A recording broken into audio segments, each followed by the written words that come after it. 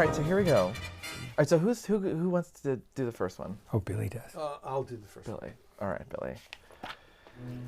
Elaine Stritch.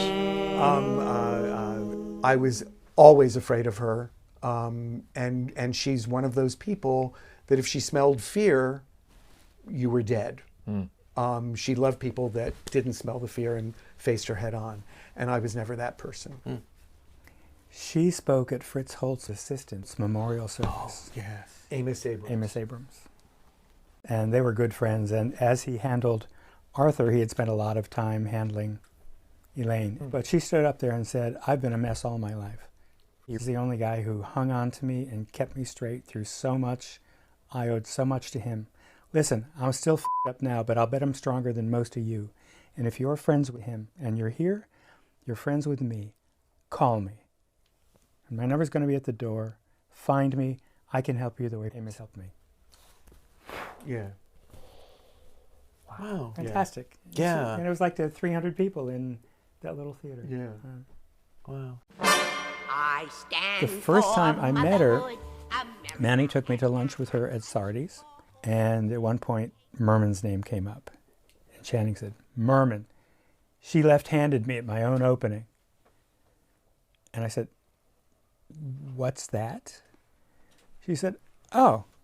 She came over to me, held out her left hand and said, come on, the press is here, they want a picture. And if she's holding her left hand, she's first in the caption on that photo because she's on the left. Oh.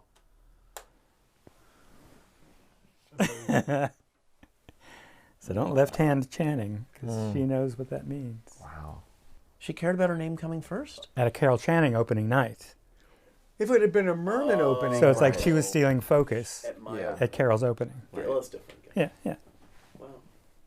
So I put my hand in here. So the Dolly tour, the last Dolly tour with Carol Channing was directed by Leroy Reams.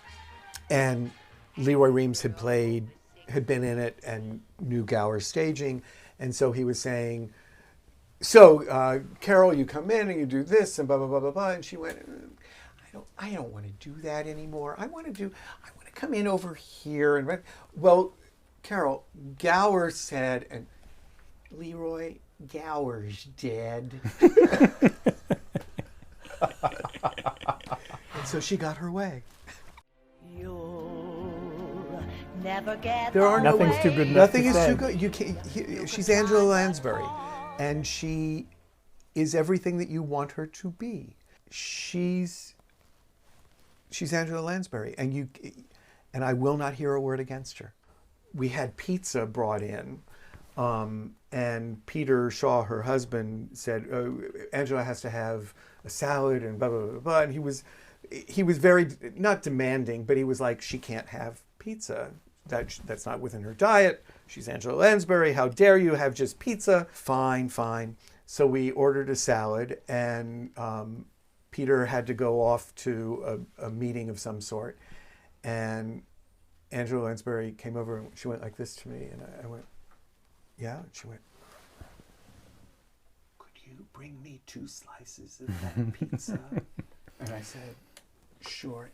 And could you find me a place to eat it where no one can see me? I said, yes, I have a room for you. I can do that. So I smuggled pizza to Angela Lansbury.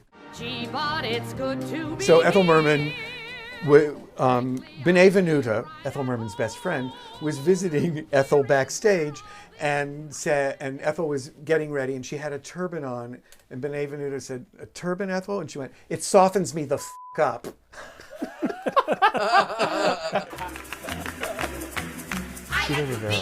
She's just great. Attention must be paid, and happily attention has been paid to her, and she is acknowledged as who she is, and that she's musical theater history. And we saw her a few years ago here on a Sunday evening at the Shaw Theater, which is like a conference room. But most of the people in the theater were gypsies from other West End shows. It was like they were there to pay homage, and they did. I was kind of worried because I went, ooh, are they going to get it? And she came out and they totally got it. It was like, oh, she transcends countries. She transcends time. She's Chita Rivera. She's great.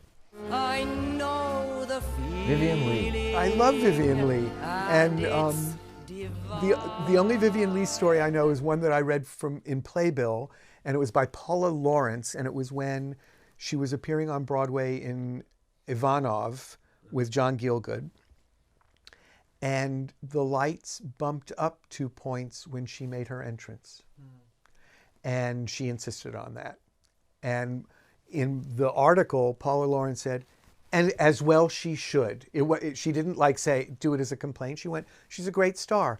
Bump up the lights so the audience goes like this. He did something horrible to her. What? She had a thing called, she blacked out at a matinee on a Saturday. It's called transglobal amnesia. And she suddenly was on stage toward the end of the first act, or in the middle of the first act, and looking at Jamie Ross, who was her leading man, and she went, "Who are you?" And he said, "I'm Sam Craig. I'm the cartoonist." And she went, "What? Where am I?" And she micro stroke, the kind that doesn't knock you down. She had no idea where she was. And so they brought in the curtain, and they called the understudy, the standby. And now Bacall never missed, Raquel never missed.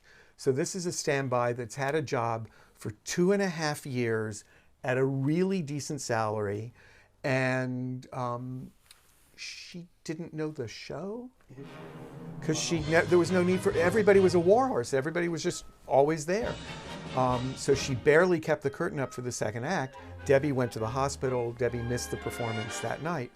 But when Gary was calling in the payroll, he docked her for a half a performance, and for the evening performance, took it out of her salary. And I said, "Why would you do that?" And he said, "Well, she didn't do the show. You don't pay somebody for not doing the show." I went, "But it was an act of God. It's Debbie Reynolds. She's lovely." And he went, "No, she doesn't get paid for a show that she doesn't do." And she didn't complain. I complained. Yeah.